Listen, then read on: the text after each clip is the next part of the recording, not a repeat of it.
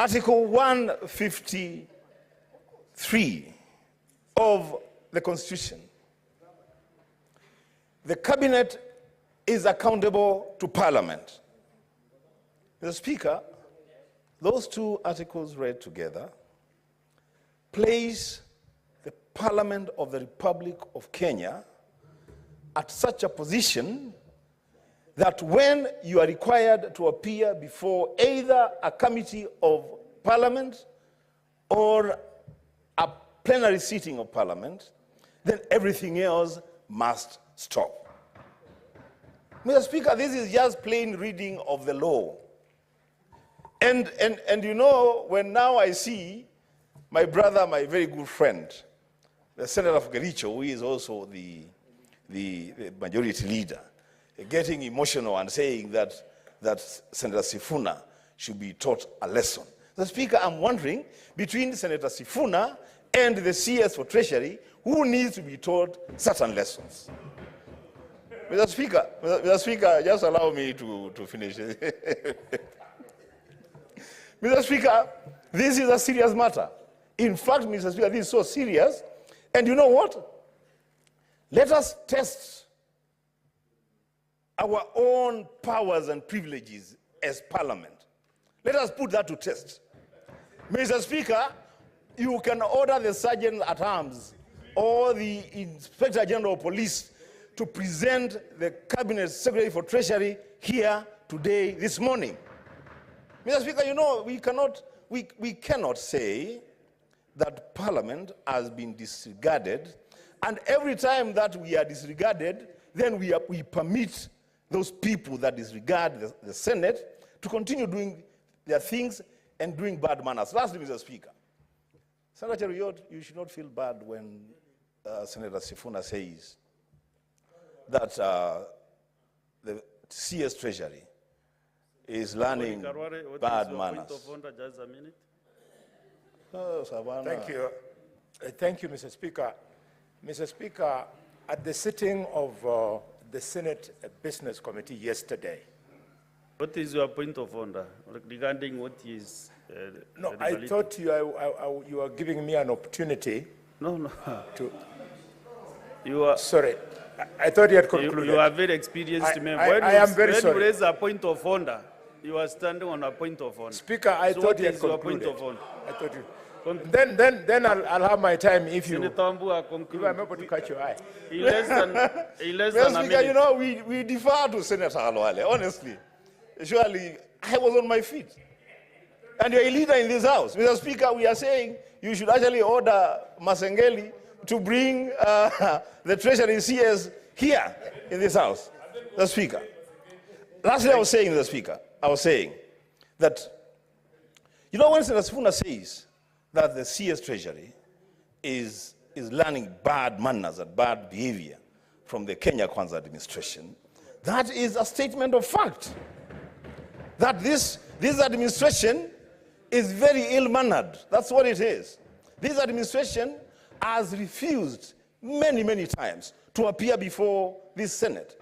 And we are saying the CS Treasury should not go and, when he was donated by ODM to go and join the government, Mr. Speaker, they send him there to go and... Unnecessary anxiety. So Mr. Speaker, I'm just finishing. If you bear with me 1 minute. Bear with me 1 minute, Mr. Speaker. Just bear with me 1 minute. These points of order, Mr. Speaker, they don't help. To the point of but what point of order on what now? What is out of order now? There is majority. Mr. Speaker, just allow me to finish. Just allow me to finish, Mr. Speaker. I have 1 minute. Just 1 minute. There is majority, Linda. You know, I was willing to allow these cheap shots to pass. But you have heard Senator Wambua repeatedly refer to me in his statement saying that I'm defending the indefensible. Yet, I pointed to Senator Sifuna that what better evidence do you need that Kenya Kwanza cabinet ministers respect this house, other than the fact that while he was making his complaint, there was a cabinet minister seated here. Therefore, you cannot generalize, Mr. Speaker. Mr. Speaker, if you can protect me from the hecklers, I can make my point, Mr. Speaker. Honorable Senator. But what you are doing is heckling. What better way? Mr. Speaker, it is not a statement of fact what Senator Wambua and Senator Edwin Sifuna are stating, that Kenya Kwanza ministers do not honor summons to this house. I have demonstrated that there is one in the house this morning, Mr. Speaker. Therefore, Mr. Speaker, if one minister fails to appear, Mr. Speaker, if one minister fails to appear, is it a statement of fact, as Senator Wambua is stating, that Kenya Kwanza ministers do not honor summons to this house? I think this minister is, almost every cabinet minister has come to this house more than 100 times, Mr. Speaker. You know, half the time, first of all, the minority side began by boycotting this exercise. They never used to appear. Probably that's why they don't know that ministers have been coming to this house. Senator, let us make progress now. And my 15 minutes are over. Can you conclude in 30 seconds? You are 30 seconds, Senator Wambua. Mr. Speaker, I was saying, and I'll conclude, that when the CS Treasury was donated by ODM to Kenya Kwanza, I listened to the Azimio leader saying that they have been donated to go and teach those people how to do things. They are not supposed to go there and learn bad manners. They are supposed to go there and teach good manners, Mr. Speaker. So it should be produced here in this house. I thank you, Mr. Speaker. Senator Joyce Korir. Yeah, thank you very much, Honorable Speaker. I also want to raise... Majority Leader Senator Sifuna. Yeah, thank you very much, Honorable Speaker. Allow me to also register my dissatisfaction in terms of the response by the CS, because, Honorable Speaker, the reason why we came this morning was because of the questions that we had, which are affecting the members of the public, which we were expecting the minister to respond to this morning. Honorable Speaker, I don't know whether we have the prescribed timeline when the minister is supposed to respond, whether he is appearing or not, because it's so shocking that a letter is just being brought to the House during the time when the motions or when the questions are supposed to be responded to, Honorable Speaker. So it's really putting this House in a very awkward position, and I want to say that we need to set as a House. I don't know whether it exists, the time frame that they are supposed to respond. It's really so hurting. We came this morning expecting to get the answers. The very many questions that we have are being weighted by the Kenyans, and I want to say I'm one of the persons who is dissatisfied with that letter that has been written by the CS this morning. Thank you, Honorable Speaker. Senator Fatuma Nduro.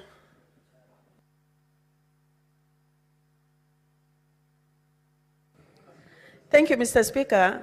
Mr. Speaker, I wish to join my colleagues in contributing to this matter.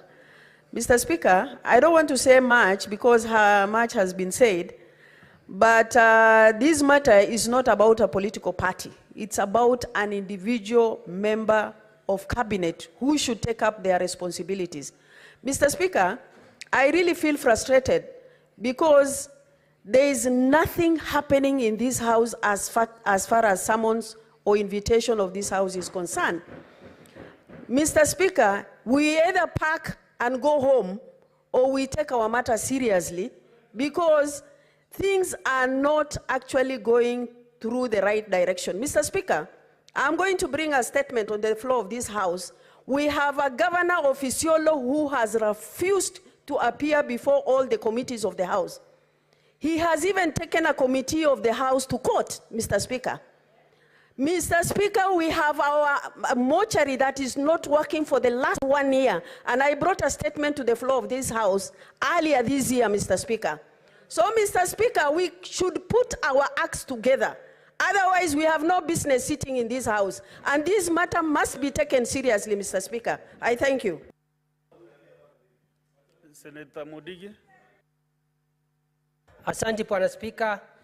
Nataka kukosoa seneta wa Nairobi ambaye ni rafiki wangu.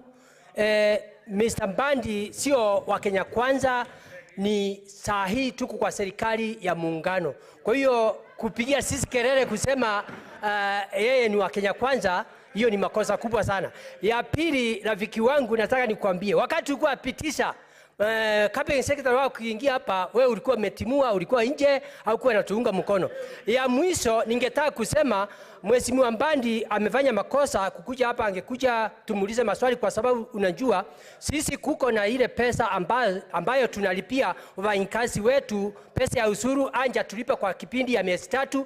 Kaunti ya Embu saa hii wafanyikazi wote kaunti ya Embu hakuna pesa ametuma hapo. Kwa hivyo angekuja hapo, hiyo ni ile swali tungeuliza. Na sio kaunti ya Embu peke yake, ni kaunti ya 47, na wakati tulikuwa naendelea alikuwa anasema hakuna pesa. Saa hii angekuja tumuulize swali. Kwa hivyo mimi naunga mkono Senator Mbadi aweze kuwa summoned akuja hapa ajibu maswali yake. Asante Bwana Speaker. Thank you. Senator Muma Muyaka Kadri. Thank you, Honorable Speaker, for the opportunity to speak. I want to add my voice that it is not acceptable that the CS Treasury can elect to send a letter this morning. The questions we are asking the CS are questions that have been moved for over 6 months. We asked CS Ndongo these questions and he kept ducking them. And now the CS Mbadi takes them. We expect him to come here and resolve these things. Why do we have this session if asking questions should take a year to answer?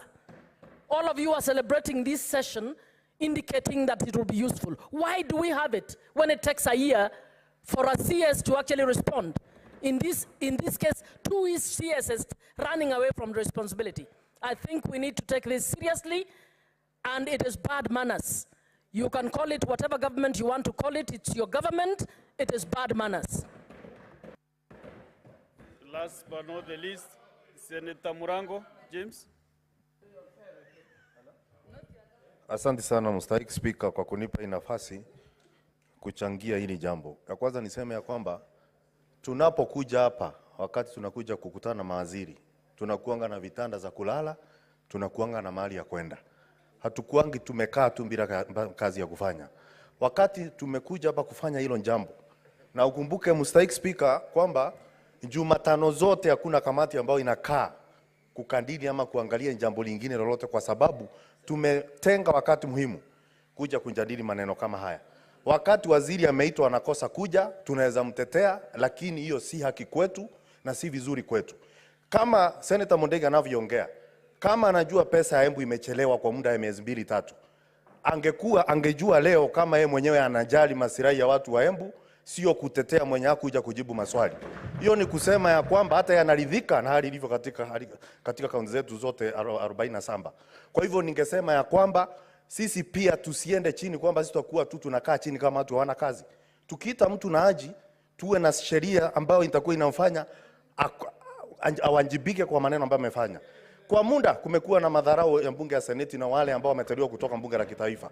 Na mimi nadhani ya kwamba huo ukosefu wa adabu hautachukuliwa kupelekwa katika na mawaziri kuja kutudharau wakati tunaita kuja katika nyumba ya seneti. Niyo tu Mstahiki Speaker. Thank you, Senator Murango and all those who have expressed their dissatisfaction. From where you sit, no, the time is over, the 15 minutes. Onda, Senator Kavindu, onda,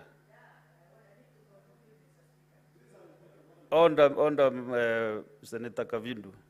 I was saying that it is not in Onda from where I sit to receive a letter and actually communicated that all the CSCs are indicated.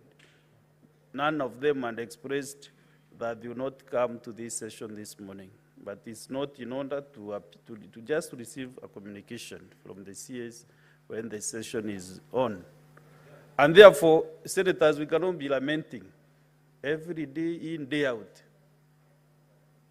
I would like to have a bipartisan manner in this issue so that both sides can revoke standing on the 51D, which says that the Senate may, where a cabinet secretary fails without reasonable cause to appear and respond to questions on this part, move a motion to censure the cabinet secretary. So we should not be just weeping, crying, and we have our explicit authority under 51D. Therefore, I think we should take that direction. I've been, the last session also, of all the cabinet secretaries, let me also say that it's only one cabinet secretary who has let this house down. I want to disagree with those who said cabinet secretaries don't appear. But the CS Treasury, even last session, did not appear to answer questions. Therefore, this time around, I really request that Mbadi sides, you sit and agree on the way forward on this matter. This house belongs to all of us, not to one side of the divine. Therefore, on these things, such matters, let us approach these matters in a bipartisan way so that we can move our house forward. We have no other Senate in this republic. We are the elected 67 senators who are in this house. So if we fail, all of us will fail. If we succeed, all of us will have succeeded.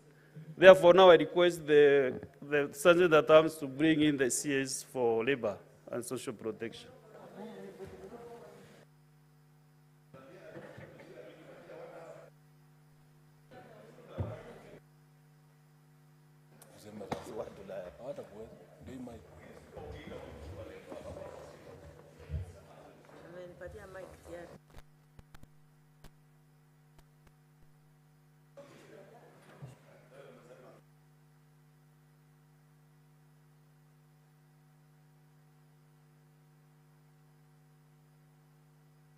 I want to welcome you, the CS for Labor and Social Protection.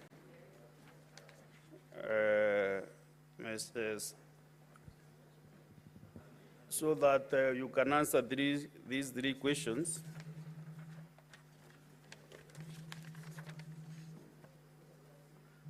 One from the Senator for Machakos County.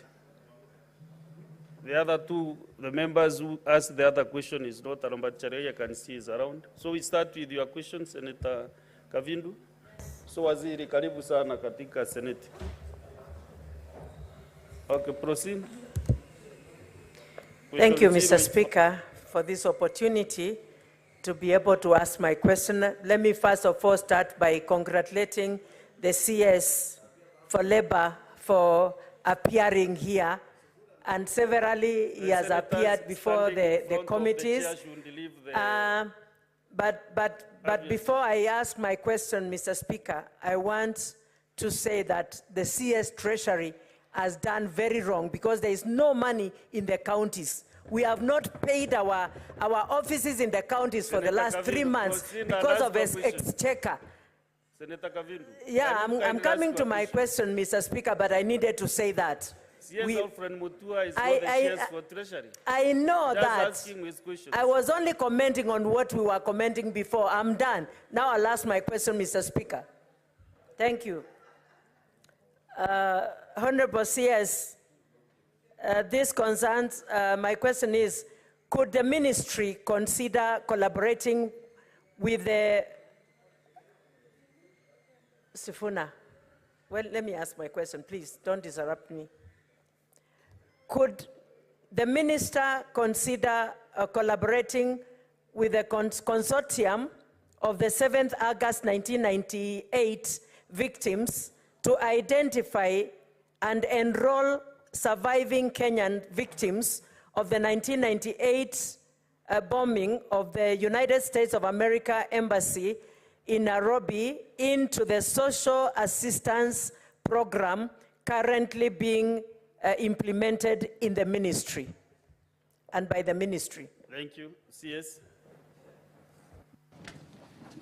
Good morning, Mr. Speaker, sir, honorable members. I'm very happy to be here and thank you for the question.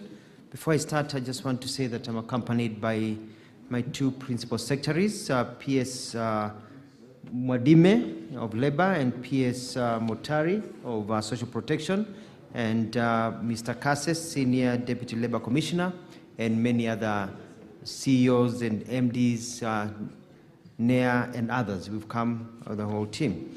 To get to the question, Mr. Speaker, I'd like to say the following. Yes, we are considering, and this is something that we're working on, the Ministry of Labor and Social Protection met with the officials of the victims Tumaini 1998 on 18th October 2023. And during that meeting, it was noted that there is need for the leadership of Tumaini 1998 bomb blast victims to provide a list of victims stating clearly their names, ID numbers, contacts, and their unique needs so as to support them, because we needed to identify those who are genuine 1998 bombing victims. We also wanted to ensure that the process and eligibility criteria for selection into the Inua Jamii program, which requires certain exemptions to this group, may be to enable them to be targeted and enrolled into the program. And also considering that children of the affected bombing victims, the Presidential Secondary School Bursary program. Similarly, in addition to this, the National Council for Persons with Disabilities held a meeting with the representatives of the survivors on Friday, 27th October 2023.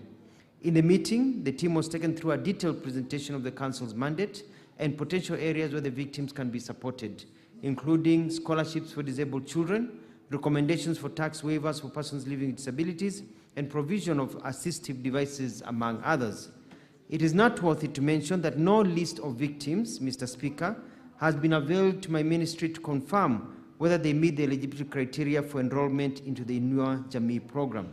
I don't know where the failing is, but I think it's a very good question by Senator Kavindu, and I want to congratulate her for her care about this issue, because when I was the Minister for Foreign Affairs, we were in a session where she brought up the same a similar question concerning these victims. But let me repeat that so far, we have not received any information, eligibility criteria for enrollment to the Inua Jamii program with a list of victims that we can onboard.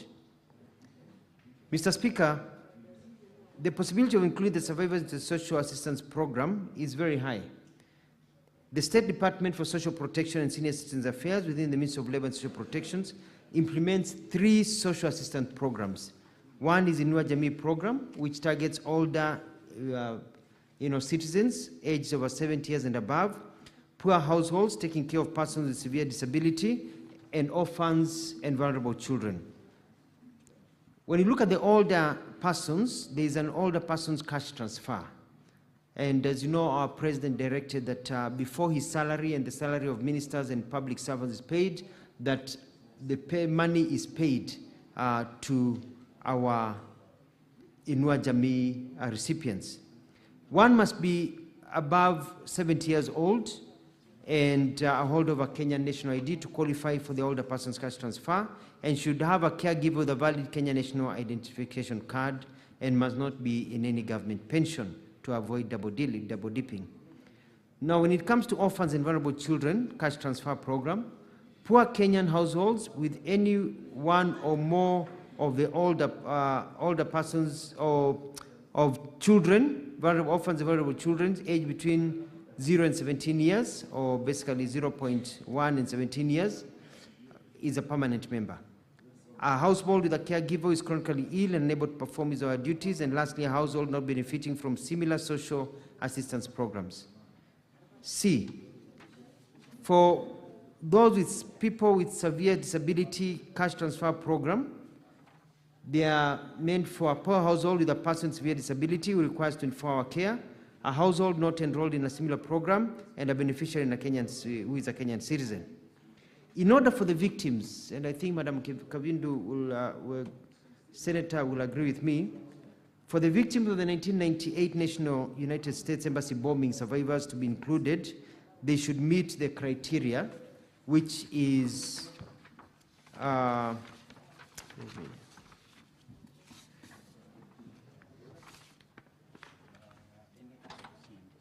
we should meet the criteria that has been given above, presented above.